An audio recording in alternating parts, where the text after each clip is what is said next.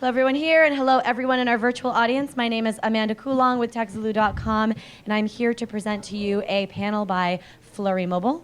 And we are going to be chatting with a great team of people up here, all in the mobile space. I'm going to quickly do some introductions for you. We've got Brandon Lucas, VP of Mobile and GM with BET on the very far end. Then next we have Joe Braidwood with SwiftKey. You have to say his name 3 times. It's family tradition, and we're in the living room. So, CMO of SwiftKey. Then we've got Steve Gandy, VP of Mobile at Edmunds.com in LA. Hello. And then to my immediate right, Mr. Brian Zisk of SF Music Tech. That happens up in San Francisco. Just happened not that long ago, right? And it's going to happen again very soon. Very soon, very soon. So we're going to talk a little bit about the future of the mobile app economy, what's going on here at South by. A number of us have been here before and have seen things kind of come and go. So let's start the conversation with waxing a little bit sentimental and poetic here, if we will. I don't know. We've had a number of things happen at South by that have been successes in the past. Foursquare being a very notable one in the mobile space, competing at the time with, was it Gowalla? Gowalla. At the time, an Austin-based company. But since then, it feels like we haven't really seen any breakthroughs with apps at South by Interactive. Last year, Highlight tried and failed miserably, and everyone made fun of it. And was that even fair? And are we seeing anything this year? I'm sort of feeling like the days of South by Interactive being the breakthrough place for a mobile app are kind of gone by. Who wants to jump in on this? Well, the first thing I want to say is how much I miss the awesome Gowalla passport thing. You know? Yes. Because Gowalla were obviously bought by Facebook, I think maybe a year ago now, a year and a half. And the first South by I came to was 2 years ago, and there was just so much amazing stuff that Gowalla did to make Austin welcoming to folks who came to the city, and to make it fun. So you could check in at barbecue spots, you could check in at different panels and all that stuff. It's just kind of a shame that that's not here anymore, because it's like a noticeable absence from the thing that I guess remember as being one of my first South by moments. So the discovery piece. Yeah. Okay. Anybody else want to jump in? What about Highlight? Was it a fair assessment, or I know that Joe just wants to jump in. Well, the thing about Highlight, right? They launched on iOS, and I work for a company that primarily makes Android software, so I felt like heinously left out last year because I couldn't join in, and it was just like, if you're going to launch a great mobile product, you want to do it on 2 or 3 platforms at once, I think, to have an impact now, and that's changed over time. That's expensive, though. Yeah, you got to launch before worrying about launching on 3 platforms. Mike? Yes, Brandon, I am looking at you. I am looking at you. I'm a second-year South by Southwester, so definitely the utility apps, Sidecar and Uber. The Uber pedicabs, I think, are pretty cool. And then today, my personal favorite is an app called Gallery Lock, which basically extracts all the inappropriate photos from your camera roll on your Android device, and it password protects them and hides them somewhere. So when you go out all night and you take all these inappropriate pictures. That is genius. Not me, of course, but many of my friends. Never. Many of my friends. Brandon would never have inappropriate photos on It's his an phone. app that comes in very, very handy. But if there aren't any on your phone, why would you think it was handy? Well, of course, because all my friends tell me that. They all have it. What does it take? Maybe South by is indicative of this, though, but what does it take to successfully launch a mobile app? I know that's a huge question right now, but is it a marketing and PR play? Is it just the app development itself? Like, is it the type of app? I mean, what does it take these days? One thing I think that's a big issue is, a couple years ago, it's like, there are 400 apps. There are 4,000 apps.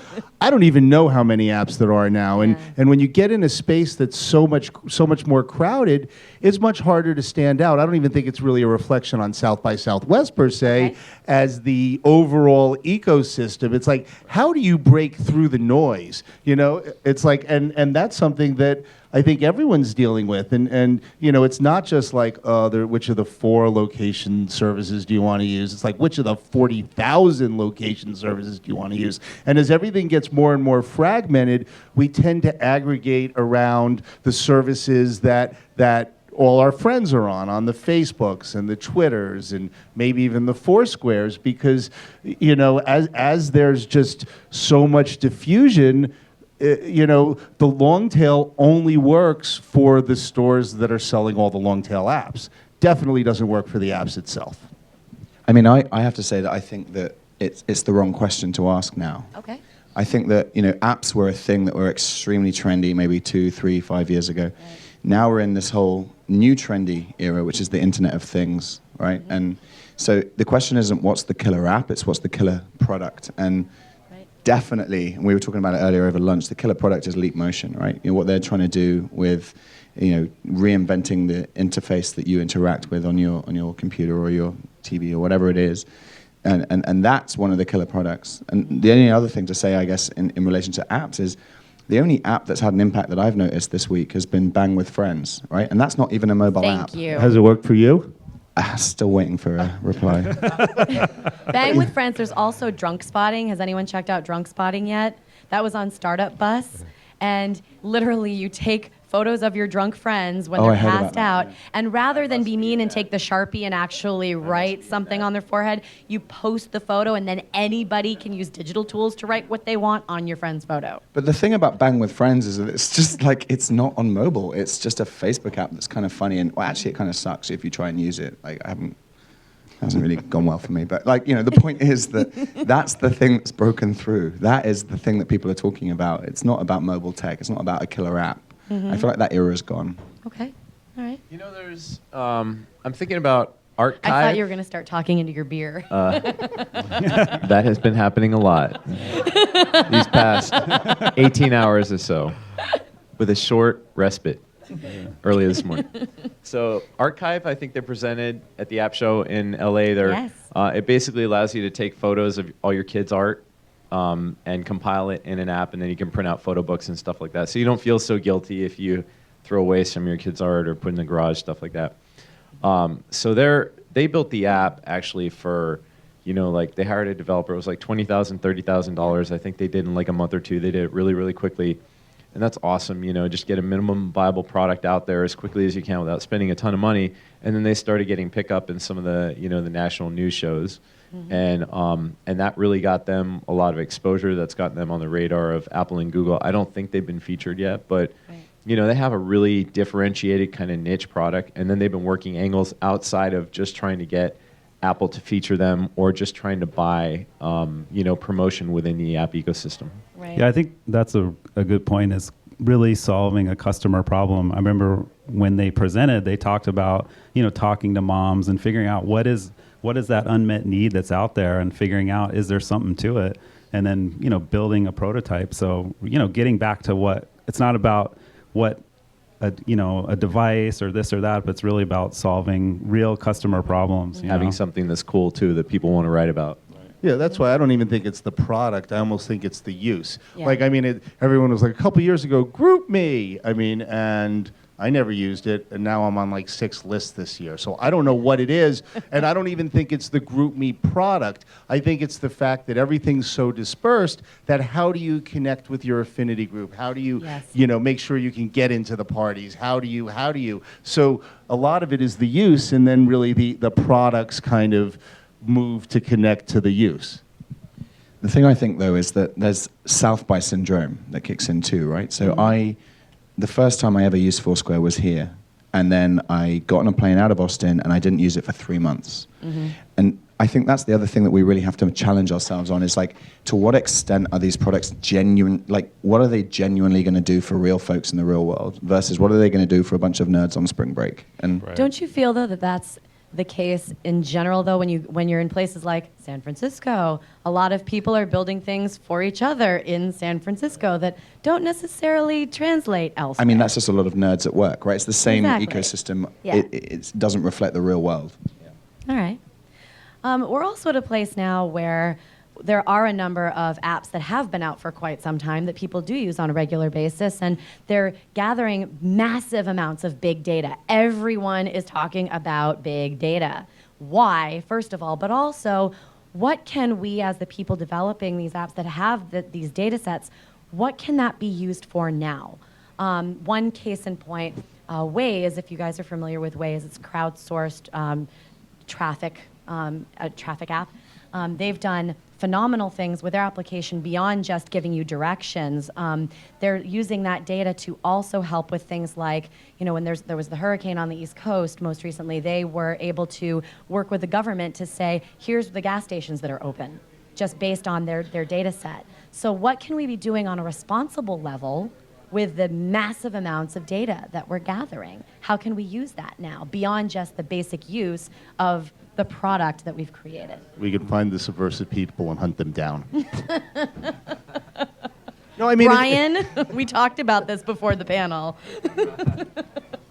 I mean, I think it gets into, personalizing the experience for people so that, if obviously you can plug into the social graph and get a lot of information, and then also tie that into behaviors that people are demonstrating, and then really customize the content. That's what we're doing for Edmunds, is we basically track people's clickstream data and look at all the types of cars they're looking at. In Austin, what are the most popular cars in this area? And so when you've first launch the app, let's show you stuff that, maybe with your demographic age and in your town are the most popular cars. So don't make people sort of learn and sift through and figure out how to use your app, but offer them something right away that's sort of resonates to them. So Okay. I'm trying to think of a way to sort of, what we do at This is an M-Love SwiftKey. question, Joe. This is an M-Love question. What we do at SwiftKey is obviously we gather a lot of data about language, and we try and use it to more effectively help people communicate. And that's a sort of a social premise, but it's one that's core to our product. So I'm trying to think, is there something that we do that goes beyond the product? And I don't think there is, but I think that if there was, we would be ready to strike and pursue it. And a couple of the things that we're doing, we're working in some assistive technology projects to try and help people who have disabilities, people who have specific problems with interacting with their devices and using those to communicate. We're trying to build really, really powerful stuff off the back of all of our regular users that actually helps them to use language. So I guess that's probably the closest we've got to that problem. But what Waze are doing, what Google did recently as well with all the search. I can't remember exactly what it was, but it was again around one of the recent hurricanes. It's trying to sort of repurpose that data in a powerful Exactly. way. Repurpose it in good ways, in social ways, in bigger ways. Yeah, I think advertising too, big data, it plays a big role in just helping to refine and customize advertising. So, I can't think about how many things I've actually bought from Facebook because of, those tailored ads that show up on the right-hand side. I mean, there's been several things that I've actually clicked through and bought because, they're watching your interests. I don't know if they're watching your communications or not, but it's pretty impressive. And so I think that's just doing a lot to help to optimize the ad economy digitally. And then you say interest, that comes back to some stuff that Brian was saying too. We talked before, in the past years about the social graph, and now we're moving on to this interest graph. What does that look like with mobile as it relates to fear of missing out at conferences, or just trying to find, I think people are desperate for ways to connect with each other better. There's so much noise. And that's really, I think, a big area that's relatively untouched is how do you connect with people who are in a nearby space with you? And I mean, you look at Foursquare and the basic check-ins, and that's not nearly, in 4 years, it's going to be like, hey, this person and this person have a lot of interests together. You guys connect. I think that's, we're in a prehistoric era there, but everyone wants to connect better, and everybody has the devices in their pockets, and we're highlight popping up that a friend of a friend is nearby is going to look like, an amoeba, compared to the fully evolved animals we've become. I'm curious about the interest graph that won't scare women away. Well, so with Bang with Friends, Stalkers. Well, then there's this Bang with Friends thing, apparently. it's great, right? Because everyone's opted in. So a friend of mine was Bang with Friends and drunk spotting need to combine somehow. a friend of mine launched a great product at launch this week, at South by. Start that again. In San Francisco, and it's called My Cute Friend, and it's a very cool idea, which basically allows people to. Allows women, when they sign into the service, to nominate 3 guys that they don't think are creepy, who they think are good dating prospects. They're vouching for their male friends. Yeah, at the point of sign-in. And then those guys get put into a database where new women who access the service in the same location can just like browse through and be like, oh, that guy looks cool. And they click the face, and it shows that the three kind of personality traits that woman thinks that this man represents.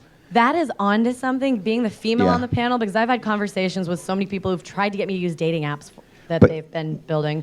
And What's so killer about it is that you can, as a woman, you can say, I'm unlocking that guy. And until you unlock him, he can't creep on you, right? And then the guy, if he sees he's been unlocked, has to pay $1 to reply. So it's like one of the most incredible business models. It's I like My cute that. friend. My Cute Friend, My and it Cute launched this Friend. weekend at launch. And I had a female friend who built a dating app, and every guy who got on got connected with her. I wonder why. well, so my friend is single, and he's definitely going to game it so that he gets a ton of requests. Well, yeah, that's the problem with a lot of these, is the whole gaming thing. Speaking of gaming, are we done with gamification? Is there still play No. there? What else is going on with gamification on mobile? No? Definitely not done with it. Okay. No. All right. Well, I mean, we've had a lot of success with it in our apps. Like voting for us voting for your favorite artist or your favorite music video used to be like pressing a button or sending a Right. text message, but we turned it into a game where as you get better and better at the game and the more times you play, the more votes you get for your artist. And so, and then layering on top of that, we also have a high scorer. So if you voted for Beyonce more times than anybody else who voted for Beyonce, then you get the high score on the board and your Twitter avatar and handle show up for everybody else to see. So we did this last year around the BET Awards, and we had about 350,000 downloads, but we had 24 million votes in the app. And some people were voting 200,000 times.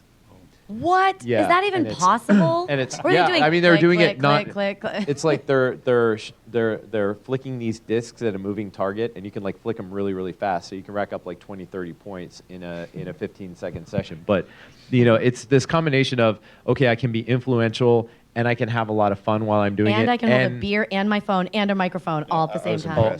I have more around here somewhere. I know I do. You need to I'm make tempted pick up that angry Coke bottle. Beyonce. That would be. But, Angry Beyonce. but we're trying to take it to the next level now and figure out how we can gamify more and more experiences Yeah. in the app. Like we feel like we've still only scratched the surface. We're really excited about it. Okay. Yeah, I mean, positive reinforcement is good. So, you know, whether you make it into a game or whatever it is that makes people have a better experience is good. And, you know, if it goes bing and it makes you feel good, it should go bing a lot, you know? Yeah, I think gamification. Go ahead. Sorry, badges are sort of over, but I think you're right. It's accomplishments. You know, am I accomplishing something? It's an experience, it's a mission. Right. It's not just a damn badge. I did something to That I was- had deserve. badges in Girl Scouts. That was a long time ago. That was an amazing But those keynote. cookies, oh, I'm sorry. 2 years ago, was it? Sean from Scavenger did an amazing keynote about gamification, and he sketched out this decade as he said that, the noughties was the social decade or whatever, and this decade is the gamification decade. And of course, he's, very, very particular in his views about that because he runs a gamification business. But, it made a really cool point, which was actually like if we gamify things in education, if we gamify things in all sorts of different arenas of human interaction, we can really create much more pull and much more traction with the things that we do. And I think that's here to stay. So it's not that it's the era of gamification, but I think we're into the place where that is just the default rather than the kind of the exception. Yeah. Yeah, I think there's a lot of opportunity in education that's really untapped for the whole tech community that, Yeah. and I know as a parent, you're looking for those apps, and there's a few out there, but it's a huge opportunity at all age levels internationally to really, create something where kids are having fun while they're learning. So I think there's a real opportunity and money behind it as well. Mm-hmm. Well, speaking of opportunity, I've jotted down a few quick stats here that just, I think, help us put things in perspective. I mean, first of all, let's be real. This is still such a new thing. Mobile is still new. Apps on mobile, all this mobile experience that we're forging new ground. We don't really have a pure roadmap, ahead of us or that we can look back on really yet, not a massive amount of data.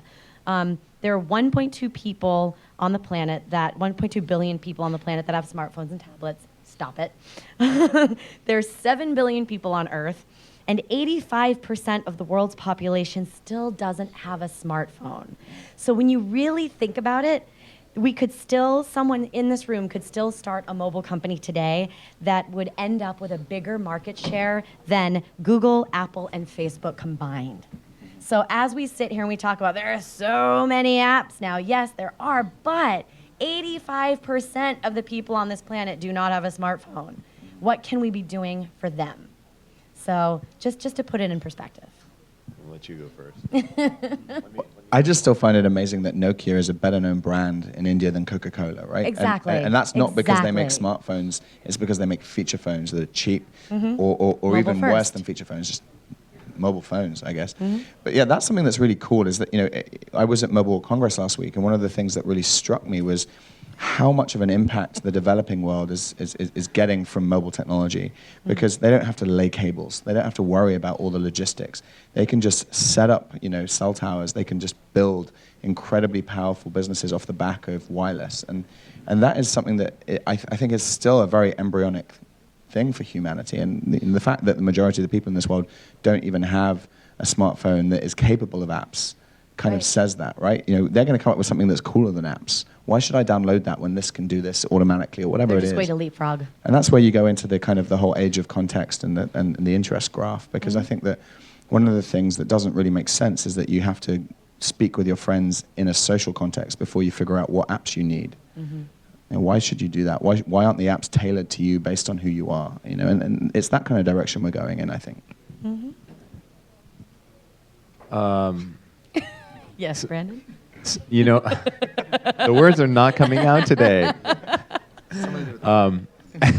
Sometimes I wonder whether smartphones are really making our lives better, and I'm not sure that they are. We can wax philosophical on that one.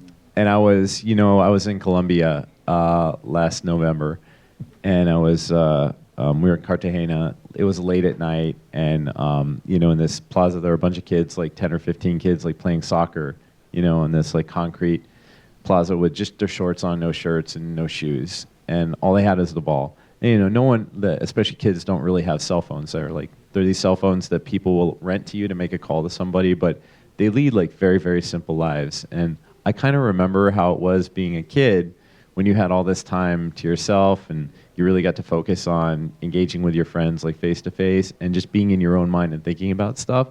And I find that I do less of that. I'm a lot less reflective now because I always have this digital pacifier that's always tempting me to do something and do something. So. That's a really good way of putting it, a digital pacifier. It's very true.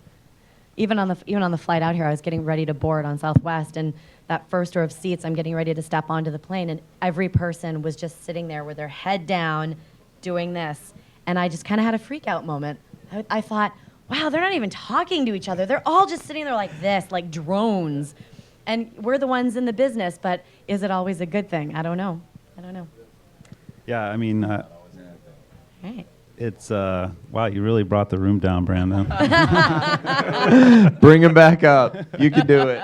Who wants my phone? Did Who wants my phone? I'd like to talk about the Google shoe. Did anyone see that? I mean, Just kick me with it right here.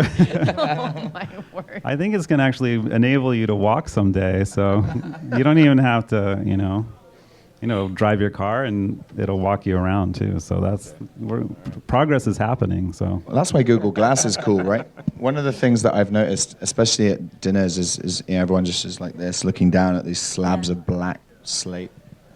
And actually, Google Glass is great because it forces you to not disengage from the world you're in while consuming tech, right? And that's exciting because that means that at least if you're going to get run over, you've kind of got some peripheral vision when you're crossing the road, Yeah. rather than And you have evidence of the car that ran you over. right, exactly. You want to see it coming. except it's no different because you're going to be looking across at someone who has glasses on, and you think they're listening to you, but actually they're just looking at sports scores go by.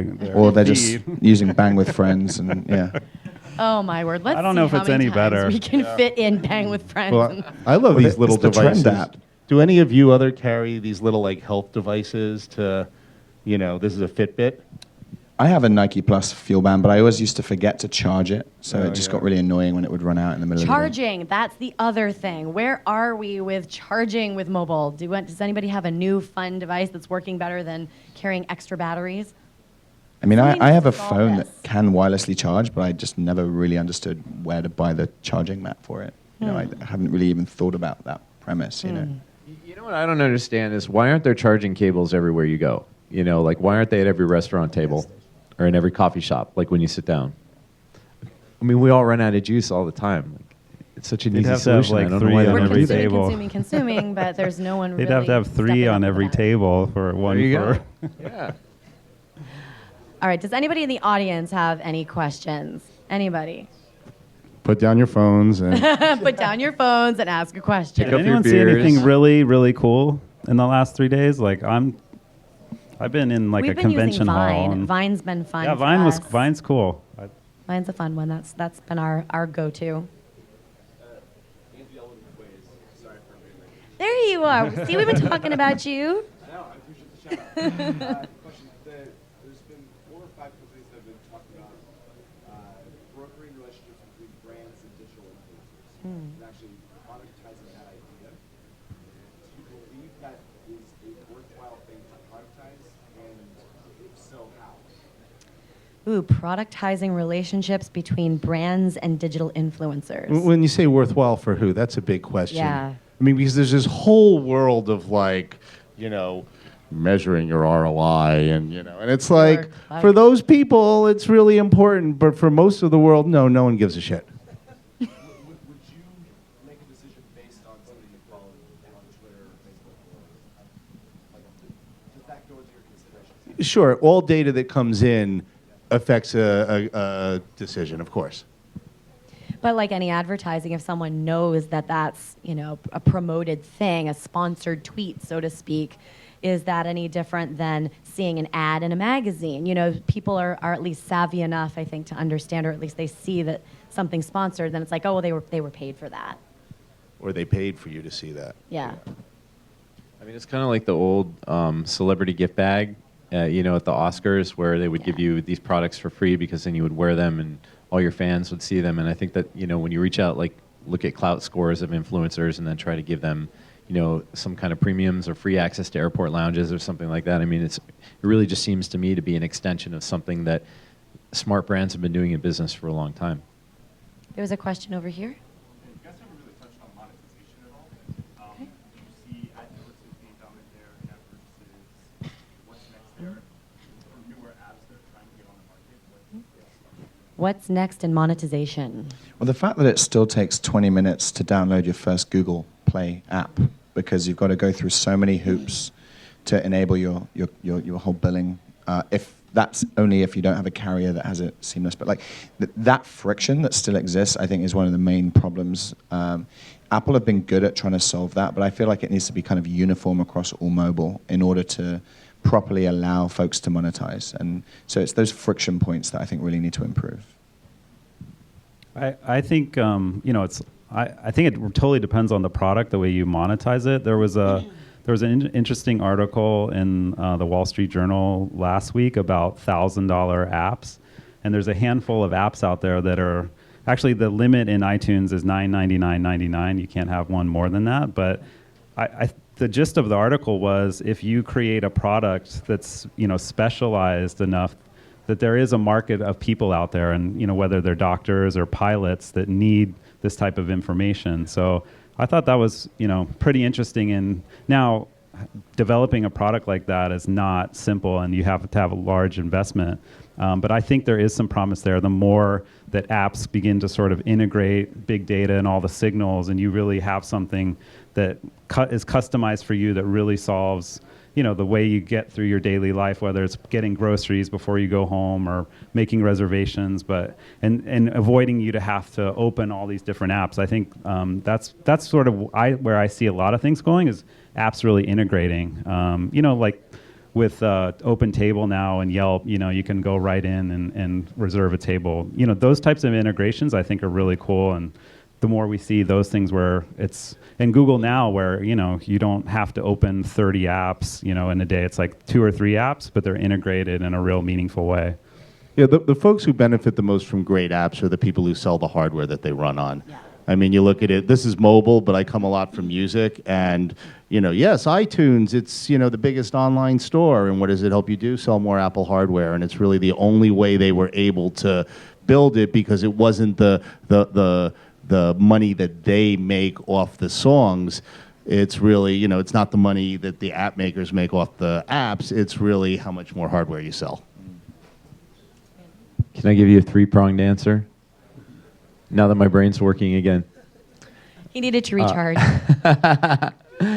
On the advertising front, I think that the native ads are really promising. Having ads with a more attractive canvas, ad experiences that are more subtly integrated into the content and the app experience are something that's working well right now. Like we have a custom ad unit on the home screen of our app. There's like these 5 tiles where we feature different stuff that's happening on the show that day, and we'll sell these every once in a while to a brand.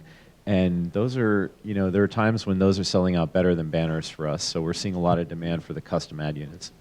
On the freemium front, I remember a couple years ago, I'd ask a lot of my friends, do you buy apps? And almost all of them said no. But I think most iPhone users now have bought a few apps and they've gotten over that hump. So spending 99 cents or even $2.99, there's not that psychological barrier that there was a couple years ago. Android seems to be a little bit behind it. But and then the thing that really excites me in mobile personally is mobile commerce, disruptive mobile commerce. So just one example, I ran into this company about 1.5 years ago called Jump Rope. And basically what they let you do is when you get to a club and there's that long line in front, it lets you pay, $20 or $40, whatever the market rate is, to jump the line and get right in without having to go up and deal with a bouncer and be embarrassed and wonder if you're going to get in. And it's like, talk about hyper disruptive. Yeah. I mean, that kind of stuff is really cool. And what's surprising is I would definitely use that. I know Lena would. Where is it? How come that's not out there? Is it because the marketing wasn't good enough? Is it because they didn't put enough development behind it? Did they run out of money? Like that, 'cause that to me sounds like such a niche app that a lot of people would use. Right. So, there are a couple challenges for that business. One is that they got sued by a patent troll, and it shut down their business for about a half a year. And they didn't have any grounds for the lawsuit, but they still had to defend against it, and they ultimately prevailed. But that took them out of the game for about a half a year. But the other thing is, it's very much a venue by venue game where you have to go and acquire. Right. It's the sales cycle. You have to go in and you have to tell this business owner, why they should, bring this in and whose feathers is it going to ruffle. Then you got to set it up. Then you actually have to market and promote it at the door, locally. And then at some point you start to get national scale when you can, start to create a national brand. They didn't get to that point. That's what South by is great for. It's those kind of apps, right? Because that's The lines are so long. well, yeah. The lines No, are sorry, really but those long. apps where the sales problem is an issue for generating traction. Because I met some guy yesterday who runs the engineering team for an app called Belly, and you may have come across Belly. It's a loyalty program app basically that's trying to reinvent the whole loyalty system. And there's a few players in this space, but they did something absolutely genius, which was they came to South by. They came to Austin, 2 or 3 months ago and started partnering with all of the major venues in Austin downtown, so that when they then wanted to ramp up in time for the conference, they didn't have to have a fancy party. They didn't have to do some stunt. You just see it around you and you start using it and you're like, oh, this is actually really clever, And then they have a notifications element to their app, which means that the next time you're in a location where they are serving, it will ping up on your phone. What a brilliant way to get influence and marketing. But it's exactly that. I think we're in that era now for the next kind of level of app interaction with individuals, where it's those tougher sales cycle, location-based apps that are going to have to break through, and it's going to be really interesting to see what happens. Okay. Well, I think we can start wrapping it up. One thing I am a fan of is always asking each of you, what's on your phones right now? Aside from the app that takes all of your photos that you don't have any bad ones of and put it on your friend's phone. But aside from that, come on, what's on your phones? One of the most, you know you have them, come on. Most interesting, it's on my laptop. I don't know how many apps, I don't know if my wife's working, I don't know how many apps I have. Still no, not even. I don't know how many apps I have on my phone, but I probably use about 5% of them, if that many. I mean, I launch Facebook, I send texts, I send tweets, I check in on Foursquare. and I got Email. another 100 plus apps. So I don't, it's that, and that's one of the most interesting things is not only do you have to get people interested enough to download it, you've then got to get them to be interested enough to use it. So you've really got this multi-part cycle, and unless you're, group me now, but unless you're getting positive reinforcement from the app right out of the gate, you're just not going to use it.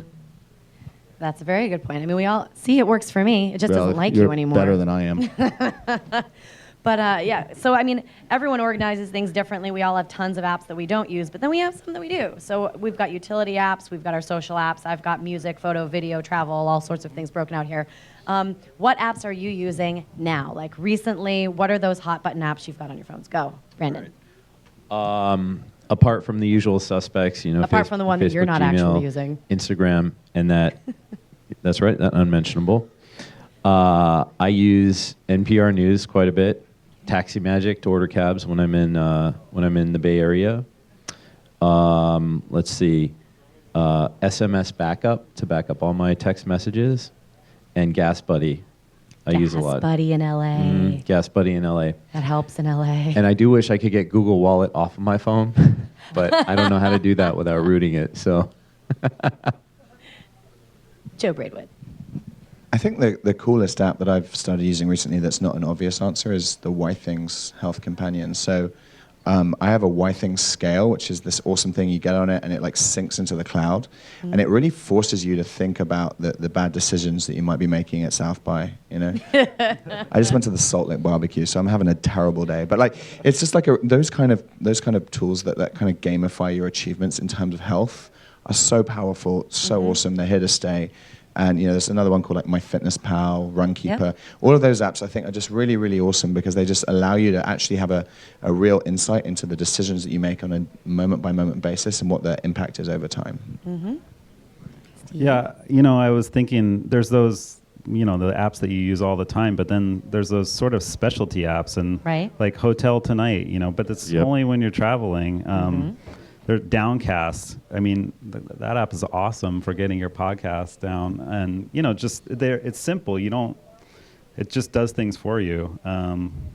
Tapatalk. I don't know if anyone's used that. It aggregates all your forums that you go to into an iPad app, and it's all the photos. It's awesome. I would say definitely download Tapatalk. If you go onto communities and forums, it's awesome. All right.